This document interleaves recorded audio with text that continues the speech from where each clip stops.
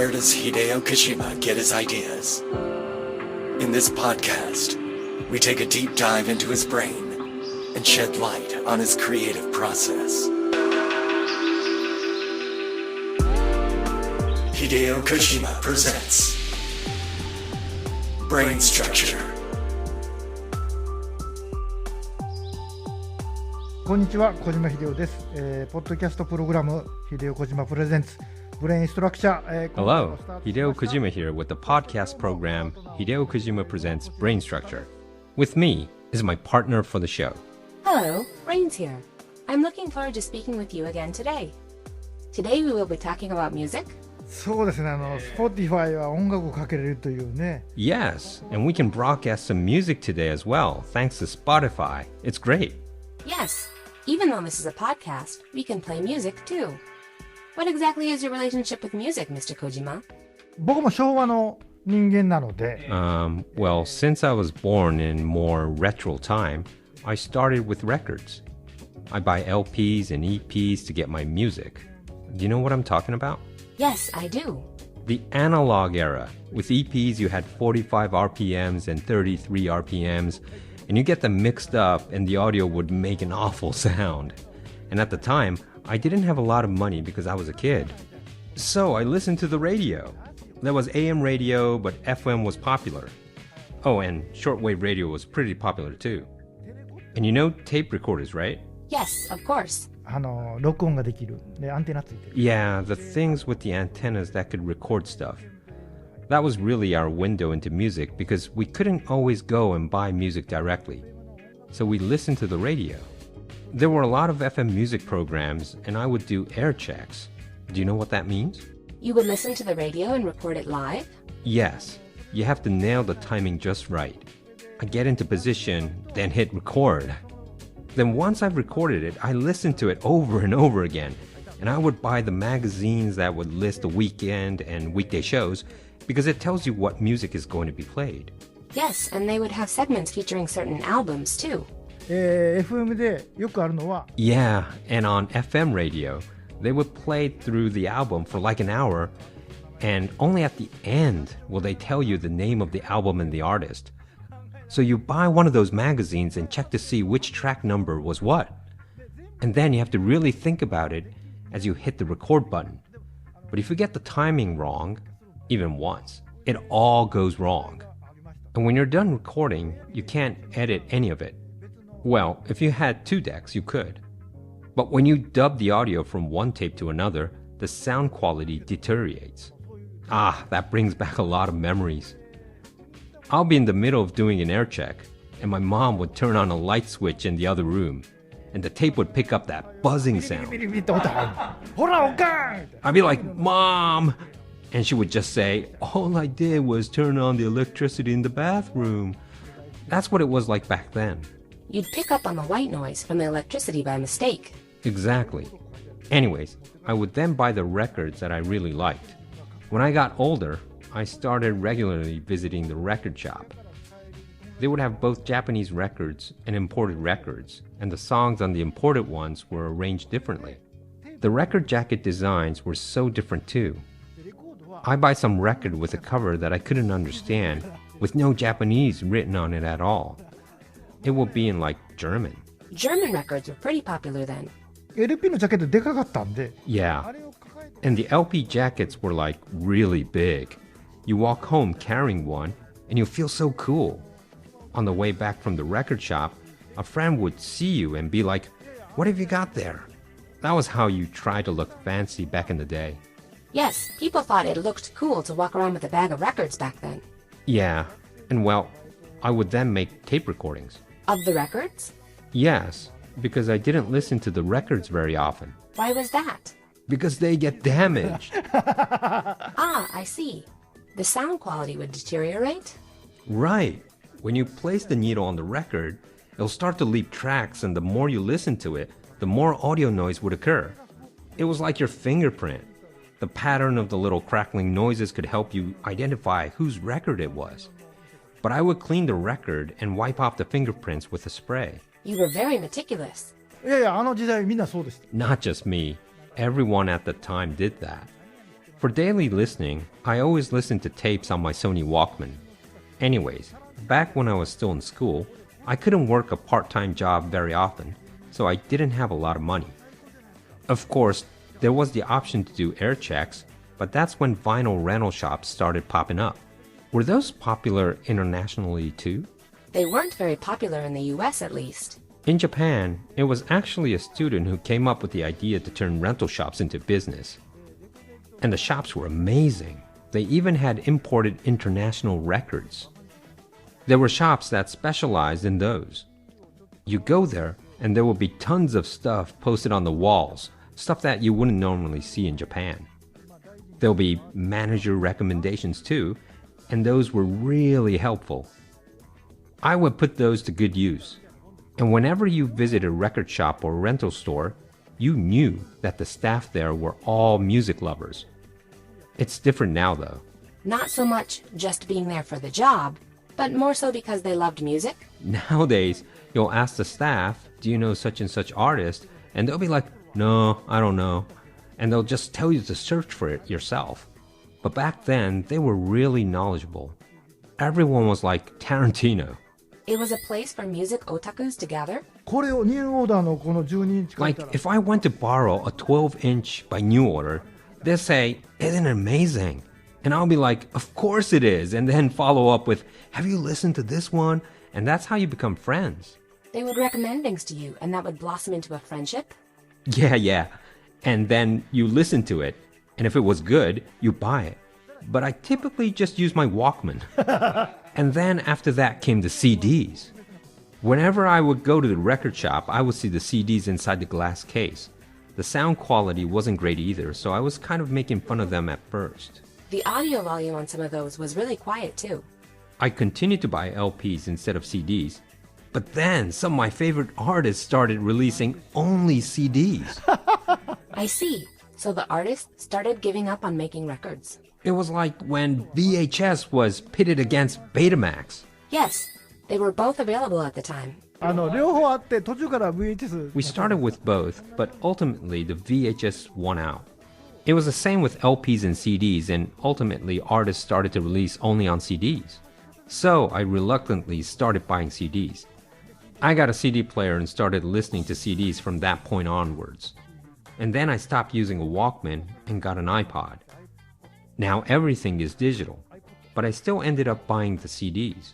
You would import the CDs onto your iPod? Yeah, I did it on my computer. I still do it now. You still do it now? Yes, I do. I buy everything on CDs. I buy about 70 a year maybe. All CDs. Almost everything is a box set or some sort of anniversary release. Oh, and remasters. I buy a lot of remasters. Back in the day, the audio on CDs were terrible.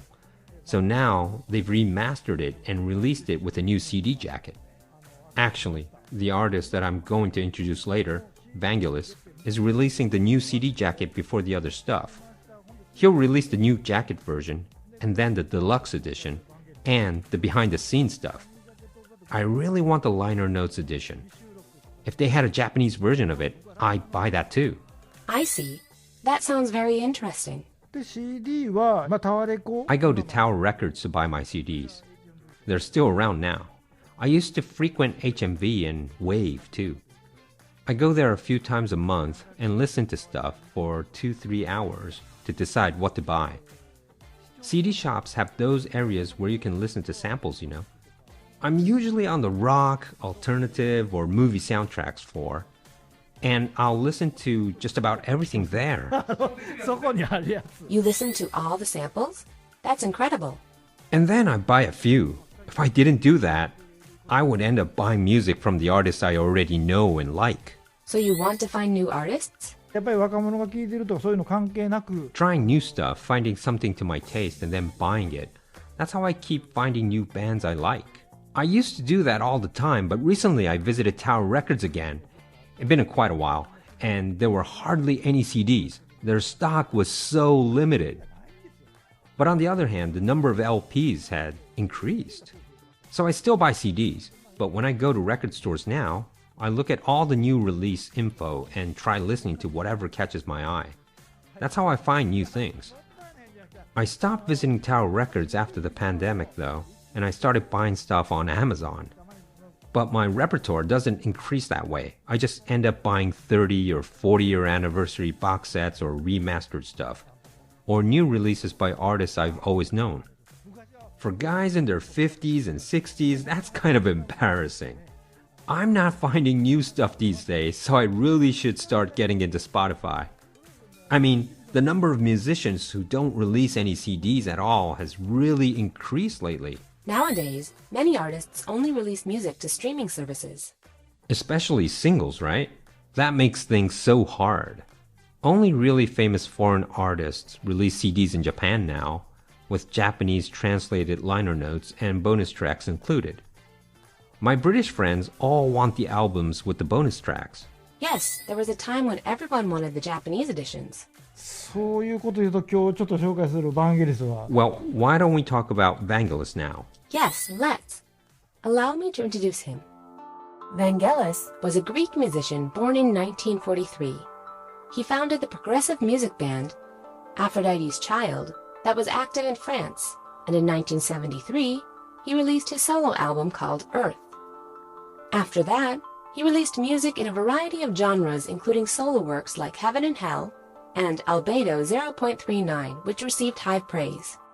He also had a hand in the creation of numerous soundtracks such as Chariots of Fire, Blade Runner, and Antarctica, and is very well known amongst film music enthusiasts. In May 2022, he passed away at the age of 72 while undergoing treatment for COVID-19. 悲しいですね。僕はもうこの人と It's really sad. It was my dream to work on a project with him one day. I tried buying the synthesizers that he used to make some music, but the sound is different. By the way, I first learned the word albedo from his album, Albedo 0.39. It's a term often used in the CG industry, actually. The CG industry? Yes, it refers to the level of light reflection, how things reflect light in CG. Anyway, I think everyone is familiar with Chariots of Fire and Blade Runner.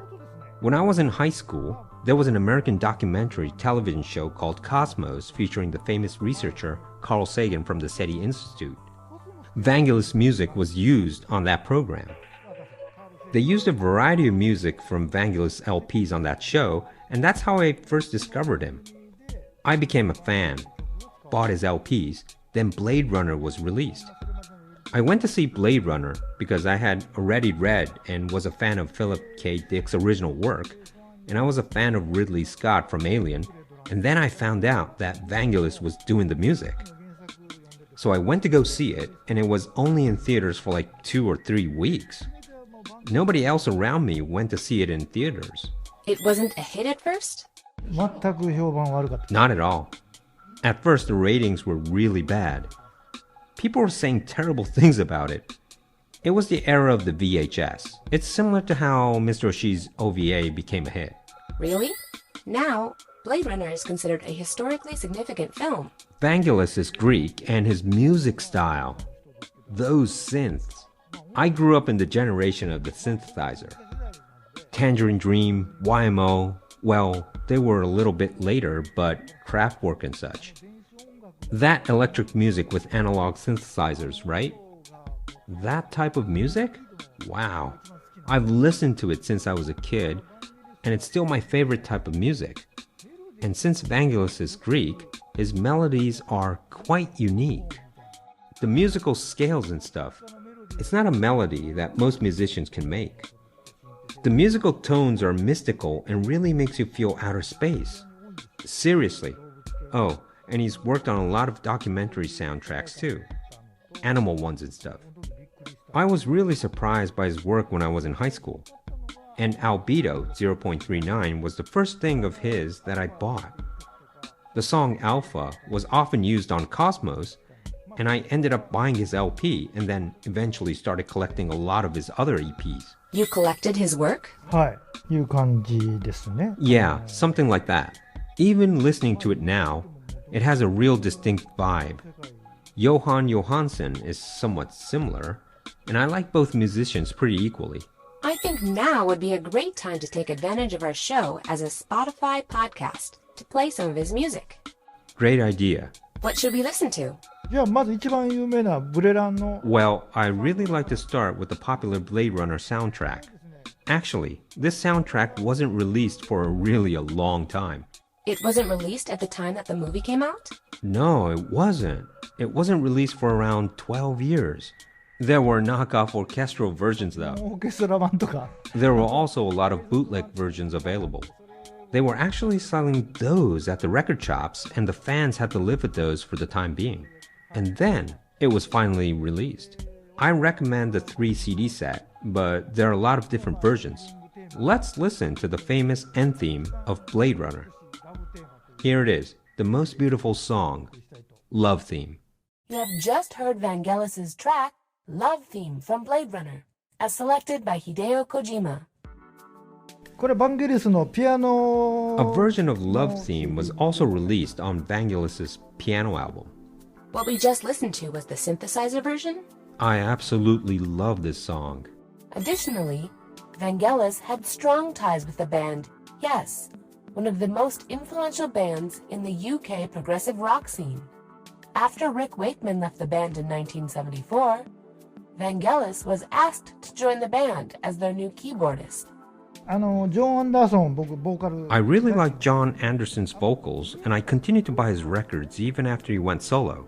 He actually did a really famous recording as the vocalist for Vangelis' Heaven and Hell album. John Anderson did? Yeah, and after that, Vangelis released another album with vocals called See You Later. John Anderson was in that too, and they became friends after that, so there were even rumors for a while that Vangelis might become a member of Yes. In the end, he didn't? No, he didn't. Actually, I wanted to talk about this. After the two became friends, Vangelis and John created an album together in 1979 under the unit name John and Vangelis. This album, it was absolutely amazing. There are 4 albums they made in total. I don't even know how to describe John Anderson's vocals. And then in combination with Vangelis' track as karaoke. This album is basically John Anderson's karaoke album. So, John Anderson singing karaoke to Vangelis' music? Exactly. The music has a delicate, sparkly tone like glass breaking, and when you add John Anderson's clear, bright vocals to it, his angelic voice, it's such an incredible match. It's karaoke.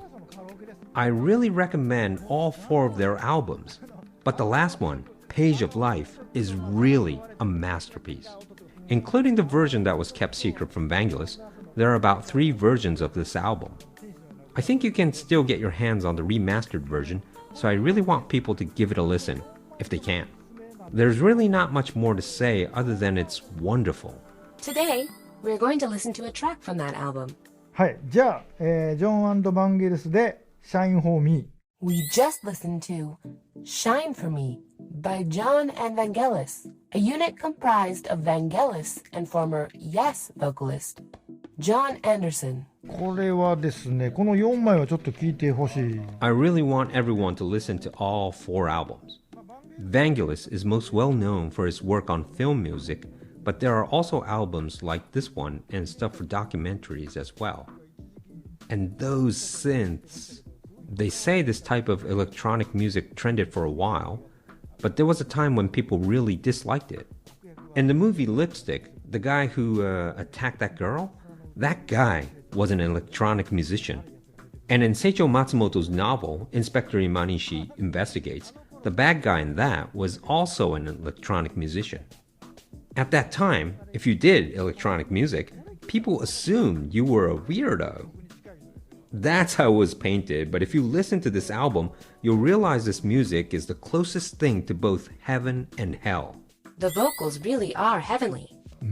クラエとジョン&バンゲリス Yes! John and Vangelis come back from heaven. Maybe even like spiritual possession. Seriously though, come back and make a soundtrack for my game. Should we listen to one more song? Alright, so he made a lot of documentary soundtracks, but among those, I've chosen the song Im from the album Opera Sauvage. We just played the song Im by Vangelis. It was a very lovely track that really showcases the beauty of electronic music. That type of sound can't be reproduced by traditional instruments. やっぱりそのテクノロジーが It's the same with games and movies too, but technology really influences music. Like creating something digitally that can't be made in a traditional manner. In the beginning, people try all sorts of new stuff. Trial and error. Yes, that's what's so interesting about it. And those that made it through are the ones who remained. Listening to Vangelis' music again, I'm struck once more with how new it is, even today. Mr. Kojima, when you first started making games, were you really limited by the notes you could use? ほどかずなんかないにさ。 There weren't any notes to use. It was just beeps, beep noises. Characters couldn't talk either. Oh, but on the Sony MSX, when you turned the power on, it would say, it's a Sony, right? The amount of data it took to make just that happen was a lot. We couldn't do the same thing, technically, so we couldn't do anything about it. They couldn't talk, they couldn't move. We were making games like that, but before you know it, they could talk and move. Video footage could be used, and we can capture actors now. Honestly, the level of improvement is crazy. Nowadays, it's possible to make whatever you want? Well, yes, and it makes you feel like you need to do it all. But it's not something you can accomplish by working yourself to death. You would have to die over and over again to get it done. Because all the limitations are gone? You can't do everything all at once, even though the limitations are gone. So you have to limit yourself. But if people start noticing you limited stuff, that's when you've lost. People can't know that you didn't do this or that. It can't look rough? なんでわからないように手を引くという。You need to hold back in a way that people can't tell. If you do everything, you'll never reach the finish line. This is something particular to games, because you can do so much with it. Movies are a little different. The limits in the 8-bit and the 16-bit era meant you were able to immerse yourself better?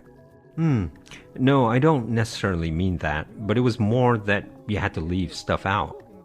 I mean, at the time, if all the space you could work with was creating a small room, then that small room was all you had to do. Now, you can leave the room and go outside. And it feels like only yesterday that we were able to go out in the hallway. And then we were able to go outside to the garden. And now, we can go to Tokyo and even a plane to LA. But the main story still only happens in that one small room. That's what it's like with open worlds. Now, you're not just shut in a small room. You can drive cars around and go to completely unrelated places. Electronic music, games too, can be uploaded onto your computer. You can program the sound of an analog synthesizer and make music that way too, right? Yes, but in games, you're only playing back the recordings you took. Games have more possibilities, though. What I want to do is automated music.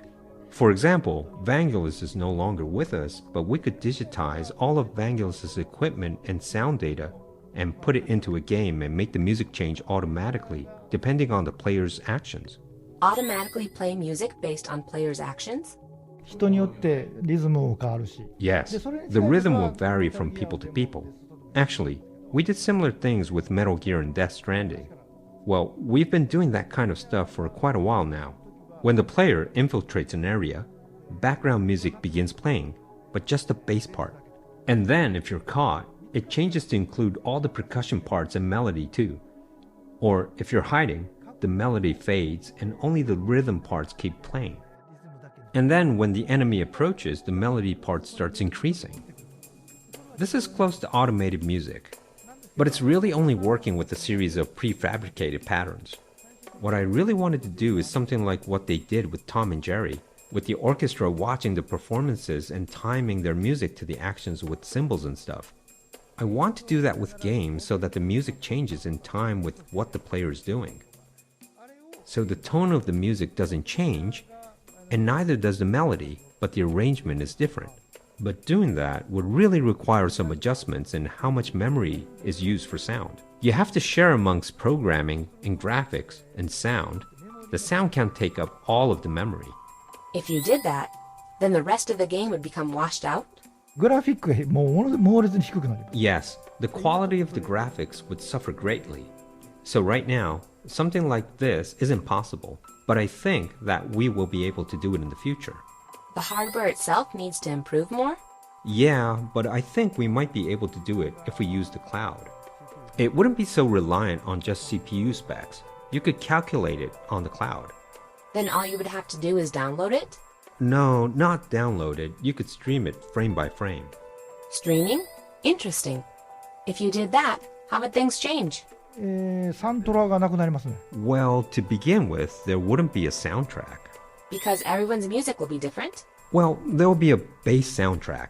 For example, for the ending, you can make sure a certain song will always be played, so that will be a bass soundtrack. But the general background music throughout the game will be slightly different. The tone and rhythm will be different from when I play it and when other people play it. And the bass music would still be made by a composer, but the musical arrangements will be made by artificial intelligence. Well, more the program than AI, I suppose. How interesting. The experience would vary from player to player. まあ、でも全然変わりますよね。 It would be quite different. With movies and theater, the timing and use of music is prearranged to match with the scenes. But it's different with games. Depending on the person, if the tempo of the music changes, the actions they take may also change. And according to those actions, the computer will start matching performances and sounds. I think this will definitely become a reality in 5 or 10 years. The way you describe it makes me excited to see it happen. And there we have it. The future of music and games according to Mr. Kojima. Well, we haven't made it that far yet. But you think this is what will happen in the near future at least? はい。バンゲリスいなくなってしまったんで Yes, すね。 but unfortunately, Vangelis passed away. Let's have AI recreate his work. Or like an AI Vangelis. An AI Vangelis. That would be great. A lot of Vangelis' music is available on Spotify. So everyone please subscribe. You too, Mr. Kojima. サブスクで Subscribe? But I like buying CDs. Yes, I know, but still. Okay, let's move on to our next segment. Hideo Kojima presents Brain Stretcher.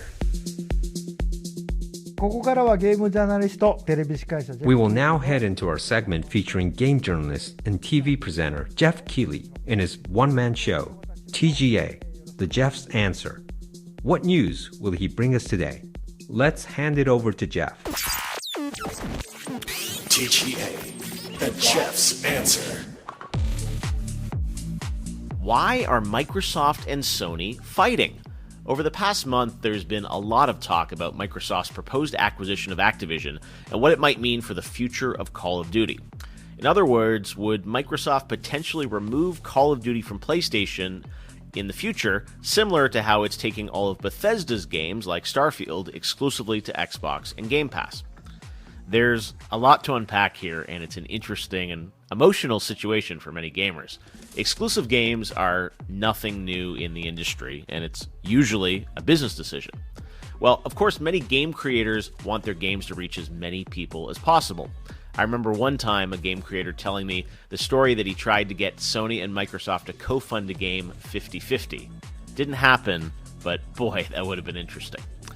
Now, according to Microsoft, their vision is to bring games to as many players as possible on all platforms. Here's a recent quote from Microsoft CEO Satya Nadella appearing on Bloomberg News. For us in gaming, we have one goal, which is to bring more games to more gamers on all platforms and provide more choice for publishers everywhere and developers everywhere. So what's the problem?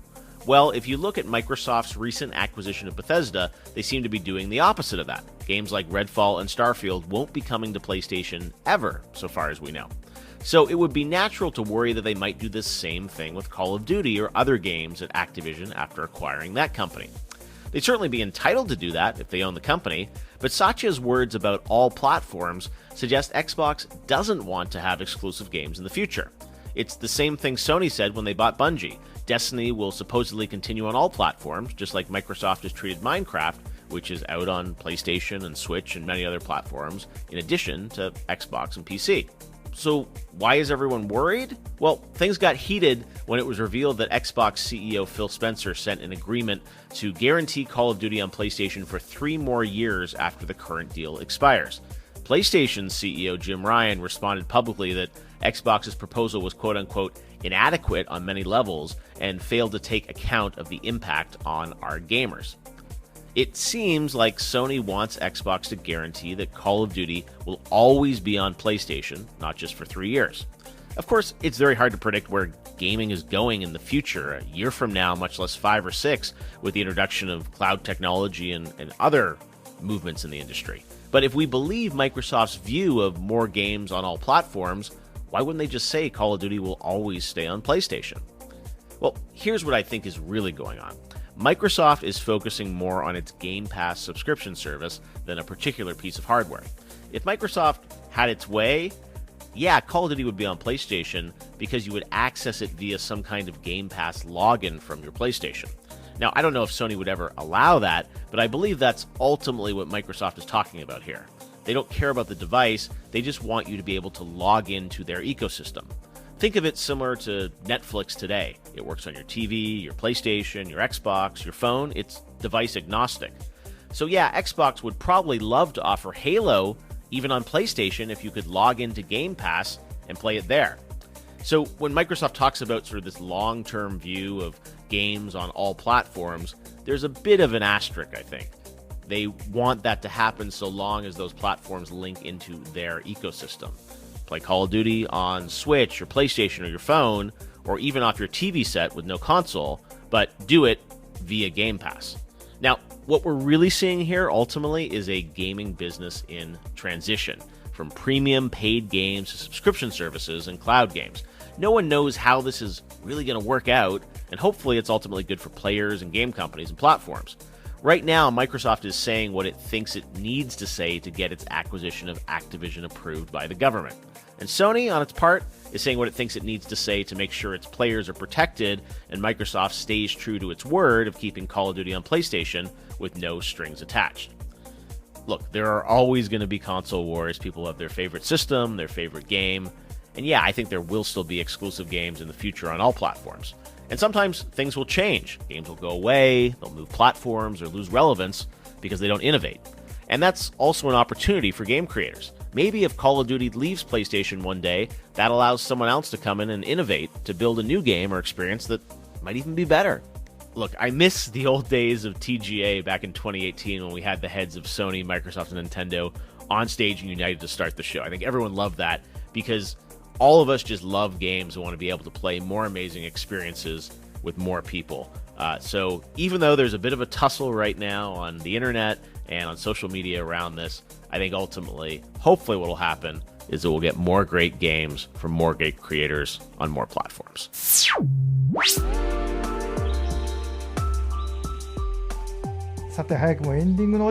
And now, it's about time to wrap things up. Yes. As we end today's show, we would like to play you one last song.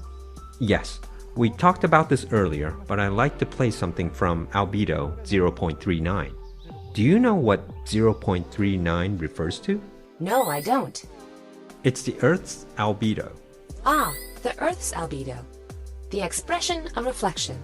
The Earth's albedo is said to be around 0.39. The reflection rate refers to the amount of light the Earth reflects back from the sun. It's really an iconic album. It's the one I've listened to the most. It was also the first one I bought. So I'd like to play the song Alpha from that album as we end the show. Why this song? I think anybody in their 50s will probably know this song. It's a song they played frequently on Cosmos. It starts very softly and then gradually builds before finally peaking at the end. There aren't any vocals to it, so it doesn't feel like contemporary music. And it doesn't really have a chorus. It just slowly builds like a symphony. Actually, in the Kansai area of Japan, Shizue Abe did a solo radio drama production of Star Blazers. She did it alone, just speaking by herself, and at the end, they played Alpha. It was always this song, they never played anything else. The rest of the time she was just talking with no soundtrack? Yeah, she just talked all by herself about Star Blazers. She did it for like 15 minutes every week. Really? Yes, it's a very memorable song for me. And so now we will end our program today with the song Alpha from Albedo 0.39. See you again on next week's episode of Hideo Kojima Presents Brain Structure. では、さようなら。 Oh, hello! Thank you for listening to the end again. Did you enjoy the episode? Hope you liked this music episode. Vangelis is great, isn't he? You can listen more here on Spotify. Coming up next week, Hideo Kojima talks about his connection with books. He'll discuss how he selects the books he reads, and also we'll talk about his best book of this year. So, see you next week.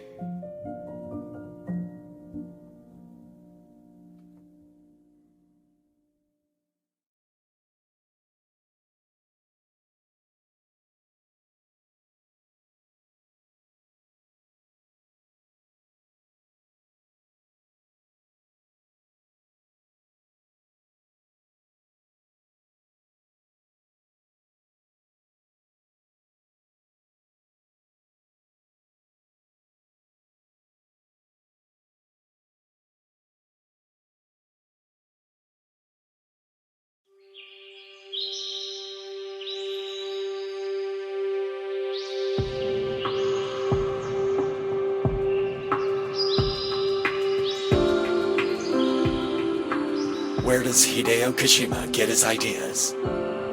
In this podcast, we take a deep dive into his brain and shed light on his creative process. Hideo Kojima presents Brain Structure. こんにちは、小島秀夫です。ポッドキャストプログラム、Hideo Kojima Presents Brain Structure. Hello, Hideo Kojima here with the podcast program Hideo Kojima Presents Brain Structure. With me is my partner for the show. Hi there. This is Brains. Glad to be here, Mr. Kojima. So, what's the topic for today?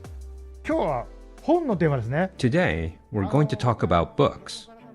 I understand that I'm known as being made up of 70% movies, but in all honesty, I think I'm 70% books. So, more books than movies, you think? Well, it's about the same. But if you add 70 plus 70, you get 140, and that doesn't make a lot of sense. I guess I'm trying to say that books have taught me more than movies have. When I was a kid, I used to read about a book and a half a day. Did you really? 読んでました。I did indeed. I didn't have much money, so when I bought a book, I made sure to read it, cover to cover. When I ran out of cash, I would go to my parents' or my brother's room to get more books. I couldn't afford to buy a bunch of them at one time, so whenever I finished reading one, I take my bike and go straight to the bookstore to buy another one. And I didn't go to just some small local shop, but a store with a ton of different selections from Hayakawa Publishing to essays, etc. Every time I went, there were less and less books available. And then I realized it was because I was buying all the books. 本当です。 It wasn't that other people were buying them? It was just you buying up the store's stock? Pretty much. Anyway, I haven't been able to read too many books these days, but I do watch around 400 movies every year. Despite the fact there's only 365 days in a year? That's impressive. I counted the books I read this year. Well, not all of them, but most of them. And as of September, I'm at 95. On top of 400 movies, you also read 95 books? Yeah, most of them were novels.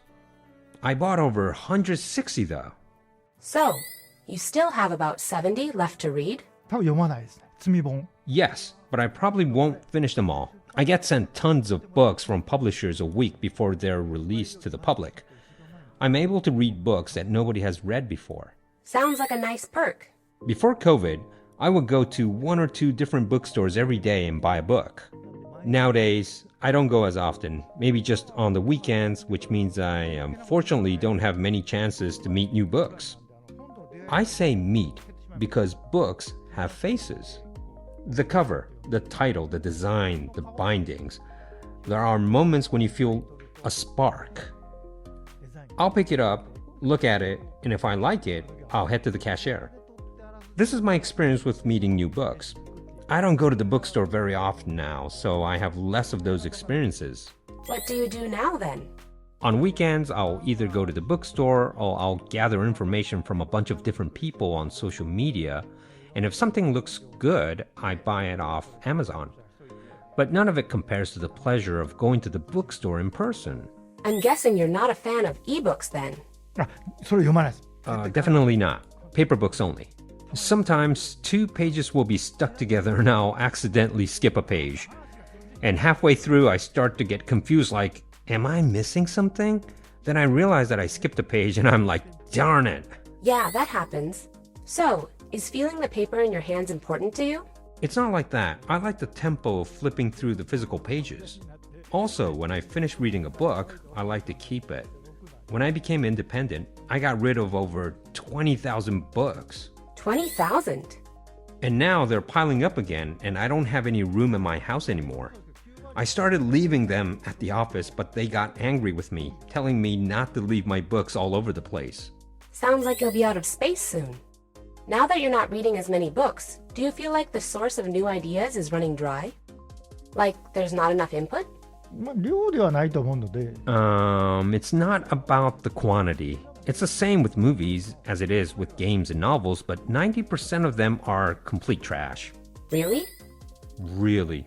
So only about 10% are good? Of course, humans are the ones making them, so they can't all be perfect.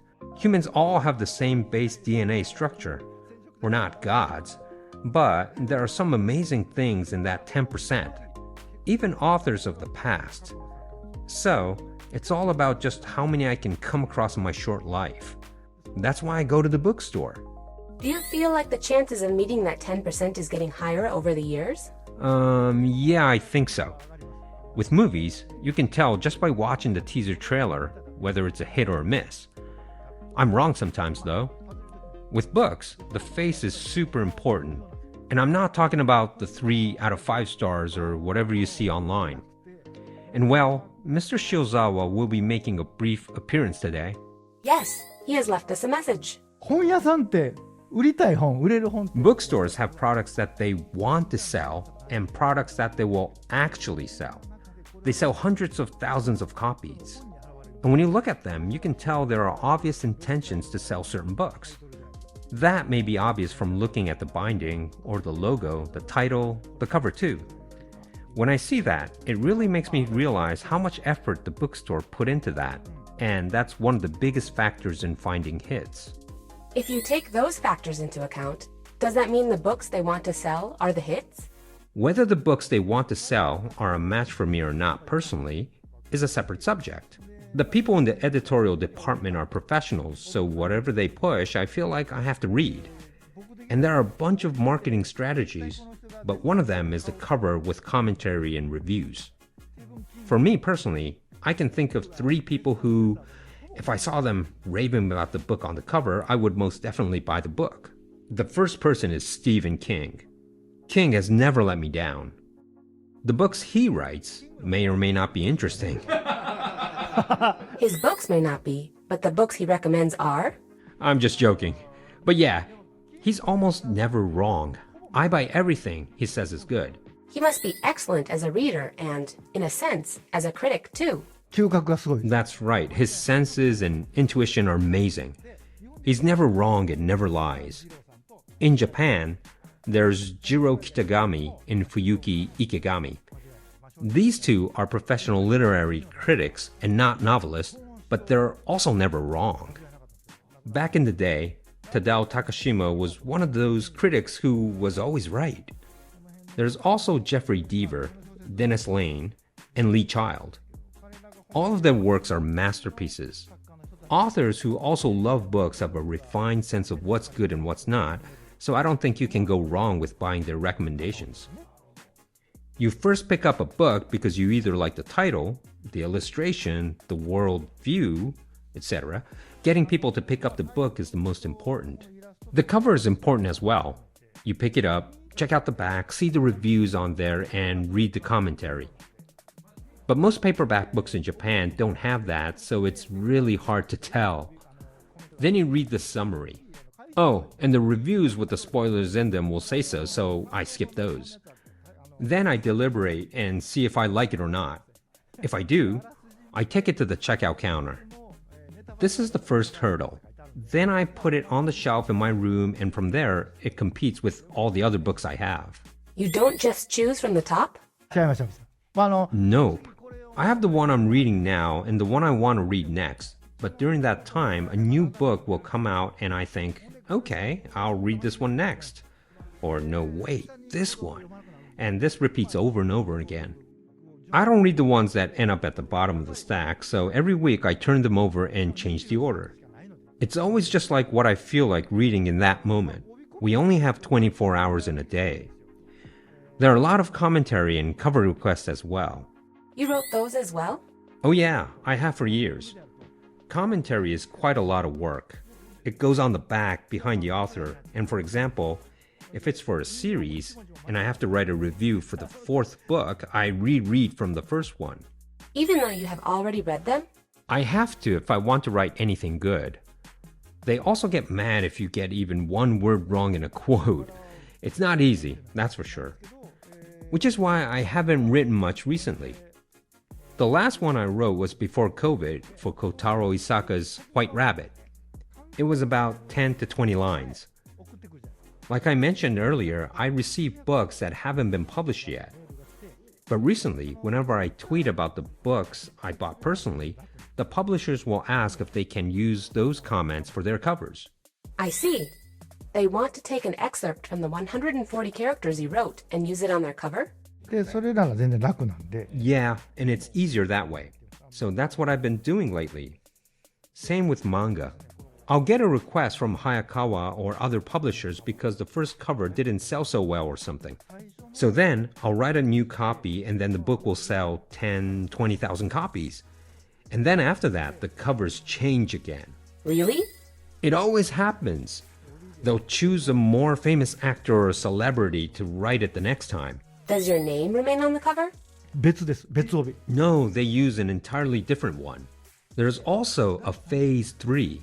When the book sells even more copies, they'll use like a really famous scholar or something that everybody knows. And if the book wins any awards, they'll change the cover to show that it won. So that's why most book covers are constantly changing. I helped with the 3-body problem, and last year I did the cover for Doshi Shoujo Teki wo Ute, but now there's not a trace of me on there. Even though you contributed to the sales in the beginning? Yeah, I think Doshi Shoujo Teki wo Ute is on its 4th cover now. You mean there have been 4 covers in all? だから誰よりも先にっていうのが僕好きなの。 Yeah, so I appeared on it before anyone else, and I like that. I see. Well, you mentioned it a little bit earlier, but you've been doing Hideo's Mysteries since last year, right? Yes, I have. Hideo Kojima's Mystery Golden Dozen is a list of the top 12 most interesting mystery books that Mr. Kojima read that year, complete with passionate comments from him along with ads that hit stores all over Japan. Here's last year's lineup. A few of these are only in Japanese. A Good Girl's Guide to Murder, The October List, Moonflower Murders, 8 Detectives, The Mist, The Thursday Murder Club, The Huntress, The 12 Lives of Samuel Hawley, Garasu no Tou no Satsujin, The Murder at the Glass Tower, 6人の嘘つきな大学生, 6 College Student Liars, 飛龍警察白骨街道, Hideo Police Squad, Skeleton Road, 同志少女よ敵を撃て, Fellow Girl, Shoot the Enemy. はい。このミスってわかりますか？ You know about the book fair, This Mystery, from This Mystery is Amazing, in Japan, yeah? Yes. It was started in 1988 by Takarajima Inc., and it was quite famous. While there are a bunch of different types of prizes for books out there like the Booksellers Award, if one got the Akutagawa Prize or the Naoki Prize, the book was basically destined to sell well. Nowadays, that isn't the case. It doesn't really factor into sales as much anymore. Yeah, it doesn't sell. This Mystery and the Booksellers Award winners usually sell well. Back in the day, if you received the other more prestigious awards, you were sure to sell, but now, not so much. This Mystery and Booksellers Award now play a bigger role in sales. New books are stacked flat on the shelves, but stores can only physically fit so many books at one time, so it's always changing to something new. These book fairs and awards create an opportunity for the bookstore to redisplay some featured books. There are a lot of similar book fairs out there, so it's probably confusing for everyone, but they are the reason you're able to see those books again. If not, they'll just sit in the warehouse collecting dust. 平置きってわかるコーナー展開というのはできないんです。 They stack the books flat on the shelves since they're not able to set up a display corner. That's why they do these kind of fairs. This Mystery is Amazing, aka This Mystery, is probably the biggest one, and Hideo's Mysteries is a parody of that. I started it as a joke on Twitter, but then Mr. Shiozawa from Hayakawa Publishing contacted me and said we should actually make Hideo's Mysteries a thing. I was like, really? And that's how it all came about last year.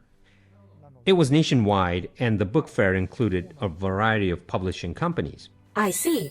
So even though Hayakawa was the first one to reach out, the list includes other publishing companies too. そうなんですよ。結構すごいこと。 That's right. It was incredible. We did it last year, so I was wondering if we were going to do it again this year. That's when I was offered to do This Mystery, but when I asked Mr. Shiozawa about it, he said, let's do Hideo's Mysteries again. So here we are. Let's listen to a message from Mr. Yoshihiro Shiozawa of Hayakawa Publishing. なぜ小島さんに推薦なりこういう企画をお願いするかっていうところなんですけど、 We had a few reasons why we chose Mr. Kojima for this idea. Of course, one of them was his presence and influence on Twitter with his large following, but mostly because of the way he reads books.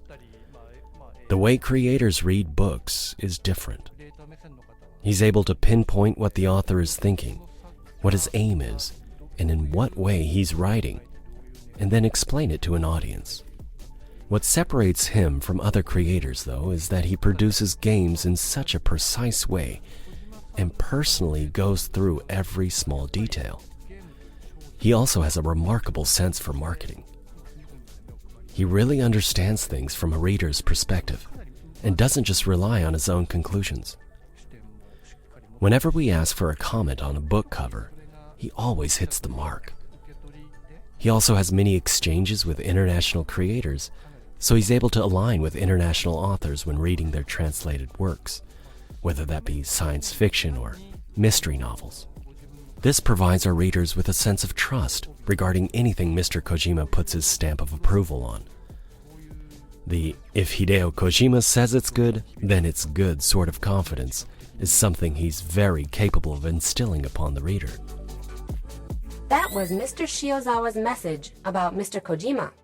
Something I took away from this is that through your own work in the gaming industry, where you oversee everything and share it with the world, you understand what catchphrase or perhaps what theme is best. So I think whenever you introduce a book, you can recognize all the small details. 映画のコメントも同じなんですけど、 It's the same with movie reviews, but if the people who read it aren't persuaded to watch the movie, then there's no point. The worst is when you just use a celebrity's name and say, for example, rave reviews from Stephen King. There's no content in that, only that he really likes it. That's why I choose my words carefully and make sure I don't use difficult words, so people who don't often read books can understand too. I pay attention to using super simple words and making sure the rhythm and flow of the sentences are good. It's got to be something that will make the reader want to read the book or see it in the case of movies. I also want to give them some insight into the work itself. Because you can't understand anything from just the words interesting or amazing, sensational or incredibly whatever. That would be elementary school level. 大体世界観とか I structure it around the worldview, the story, and the summary that's easy to understand. But I also make it so that when they are done reading the book, they get the real meaning behind my words.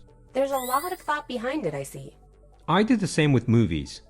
I write in a way so that when someone sees the review, they become interested and go watch it. Then, when they go back and read my reviews again, they realize he said it all along.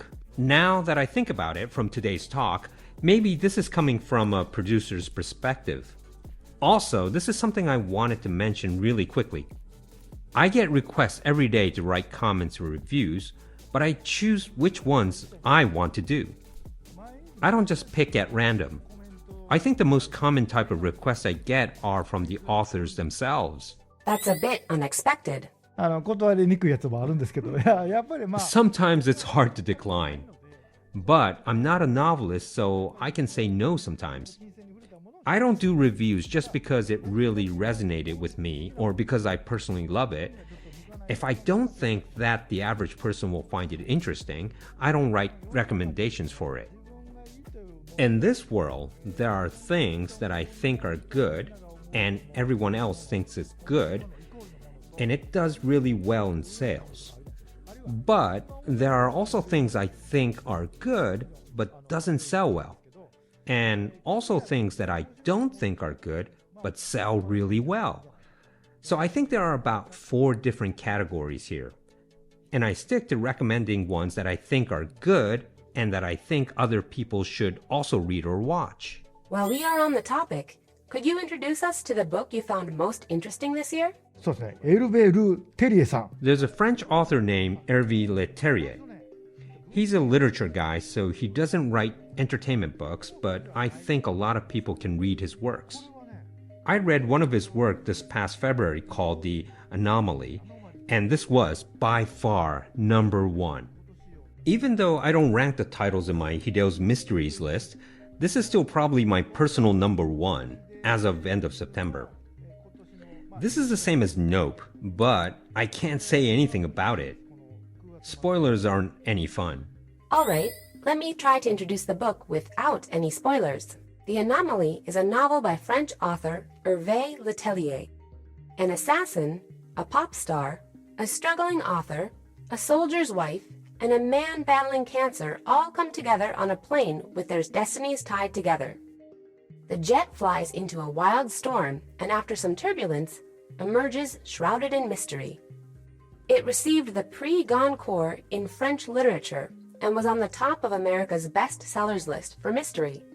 It sold over 1,100,000 copies in France since its release in 2020. これはですね、先ほど You mentioned this a bit in your introduction, but it starts with part 1, and in part 1, there are a bunch of people who show up like the assassin and whatnot. It's quite an ensemble on this one plane, and well, you might have to power through the first part. But then things get pretty crazy in part 2. It'll give you goosebumps and make your stomach churn like, what the heck am I reading? The secrets behind the story, the anomaly, is revealed in part 2. I haven't read that far yet, so I still don't understand what the anomaly is. You'll be surprised, I'm sure. I've written a review for the book's cover, and right now it's Hayakawa's red cover. It says you're not allowed to do research on it. If you go to the bookstore now, you'll see the red cover version. So read it as is. You're saying don't take off the cover? はい、ほんで本屋で、You can get the bookstore to put like a cover for you, but this is just like the wrapping of it. So if you take off the cover, you'll see the original one. Astute individuals may catch on if they see the cover, so you can't look at it. When you finish the book, you can take a look. Before reading it, it won't make sense, but when you finish it, it will all come together. It's that type of cover? The cover itself is a spoiler. They have pretty good taste, don't you think? I agree. It's intriguing and makes you wonder why. This is the art of literature. In literature, there's typically no storyline and most works are just talking about daily life, but this is different. And depending on how it's taken, it could be seen as a mystery or even science fiction. It's science fiction too? 2章で SF になるんです。 It becomes sci-fi in part 2. It's like Kobo Abe's work, which I love. You're like, what the heck, the whole time. This is just an exceptional novel. From part 2, it just gets so exciting. I'm impressed he can come up with these ideas. The end theme is a bit dark though. It truly is a work of literary art. The author is incredibly smart. Just don't overthink it and get through part 1. I can certainly say that The Anomaly will be on this year's Hideo's mystery list. I won't reveal the others just yet. だいたい去年もですね、 Every year, Jeffrey Deaver makes the list. That's because they're always interesting. And the author, Holly Jackson of A Good Girl's Guide to Murder, has a new book out this year called Good Girl, Bad Blood. That one's good too. And last year's Anthony Horowitz, author of Moonflower Murders, is also always on the list, towards the top. His new book is really good too. Also, M.W. Craven, who wrote The Curator. These authors are obvious choices. And there's one more that you will definitely not see in the mystery list. Okay, got it. SF がありまして、1個目は There's a science fiction work called Project Hail Mary. Have you read it? No, I haven't. I did the comments for the first book cover for this one. The second one was done by a celebrity. It's on its third cover now since it won the Seun Award. That was for the latest work of Andy Weir, creator of The Martian, right? The one made into a movie. Yeah, the one before the original was really good. But this one is great too, so we're not allowed to give any spoilers. Understood. これは僕の帯がちょっと I think my comment on the cover gave something away. No, I think there was a cover before mine. The cover before yours? Sorry, yeah, mine was the second one. The first one had a spoiler, and that's why mine was used. The spoiler-free Kojima version. これ、ライアン・ゴスリングで映画化 Ryan Gosling will appear in the movie version of this. It's really a good sci-fi. Here's a brief summary. There is a problem with the sun, and Earth has suddenly entered the Ice Age. A man is sent into space to explore the phenomenon and save humanity. Yes, when the main character wakes up, he has lost his memory. It's a typical who are you and why are you here, flashback of the past. I see. So it goes back and forth between past and present? Basically, he's on a ship somewhere, but the main story isn't set there. It's somewhere else, but I can't say any more. But truly, I think anybody who watches it will like it. It's science fiction after all, so I think there will inevitably be some people who would avoid it, but seeing the space-themed cover, I would buy it. No doubt about that. They're going to make it into a movie starring Ryan Gosling, but I don't think it's possible. I can't really say, but there is this one thing that appears and the look of it is like, what? In the book, since it's written in words, the reader just has to picture it in their heads. But to make it come to life on screen, I don't know how they're going to do that. But anyways, everyone should check it out. Another novel I want to recommend is The Apollo Murders. What about The Apollo Murders? これも SF This is a science fiction too. The author, Chris Hadfield, is an astronaut who's been to space multiple times, so you can trust he knows what he's talking about. He's able to give incredible detail in his writing. I can't get enough. I kind of have an obsession with space. He knows every detail, like what car an astronaut would drive and whatnot. I think everyone knows that Apollo 18 doesn't exist. After Apollo 17, Richard Nixon said there wasn't enough funding and cut the project. This is a mystery about what would have happened if Apollo 18 existed during the Cold War. It's set in 1973. これもむっちゃおもろいんで、これ上下巻 Yes, it's really interesting. There's a part 1 and part 2 in paperback. It's a murder mystery on board the Apollo? Correct. I really want them to make it into a movie. Maybe I'll do it myself. Please do. もう宇宙飛行士とか言ったらもうダメや No, if anybody's going to do it, it's gotta be Chris Hadfield. Only he can provide the right details. There are a lot of authors overseas who are like former Special Forces members, which you don't really see in Japan. Or doctors who write medical dramas, lawyers who write courtroom dramas and whatnot. It's a mystery novel about space written by an actual astronaut. This is his first work, but the quality is absolutely incredible.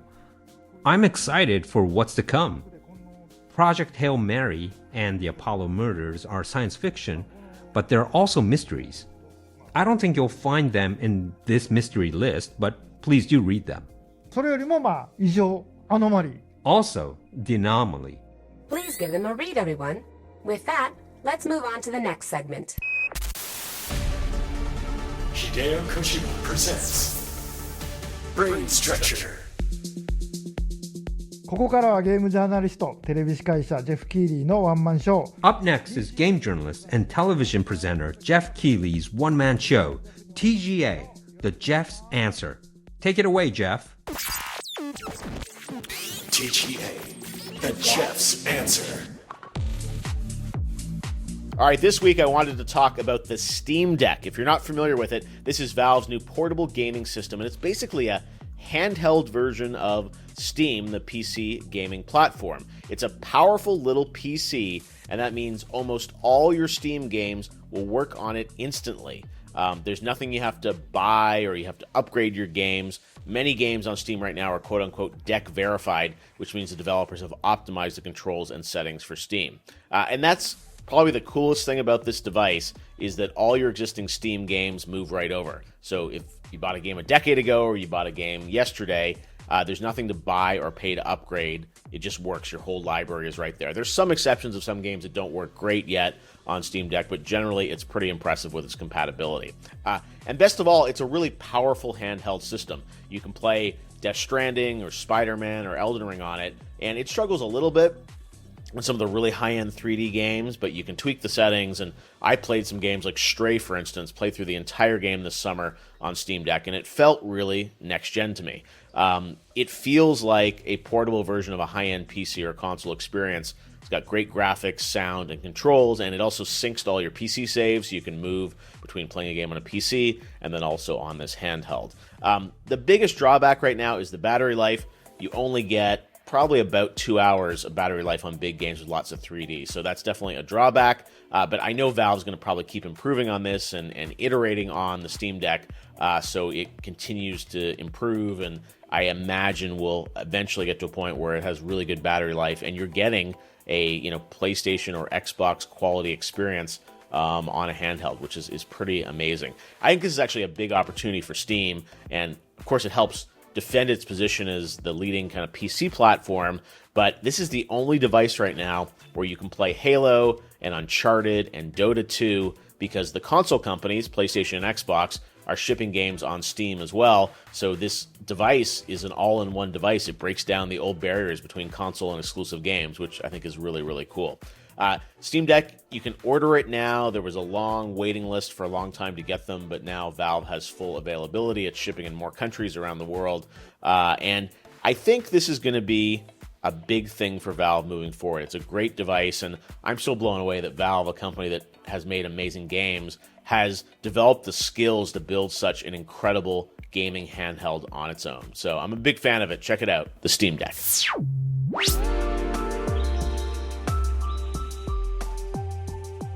さて早くもエンディングのお時間となりました。 It looks like we're all out of time for today.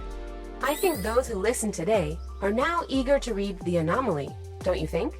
The average person cannot come up with something like this. You have to be a literary artist to write this.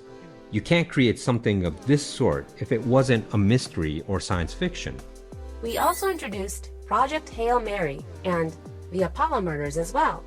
And we will be featuring Hideo's Mysteries 2022 at a later time, so please check them out. はい、ということで And with that, we hope you look forward to the next episode of Hideo Kojima Presents Brain Structure. それではさようなら。 Hideo Kojima presents Brain Structure is a production by Spotify Studios in association with Kojima Productions and Fam Inc. TGA, the Jeff's Answer MC, Jeff Keighley. Brains, Kayleen Falls. Narrator, Owen Maki. Music, Silent Poets. Visual design, Mechikuro.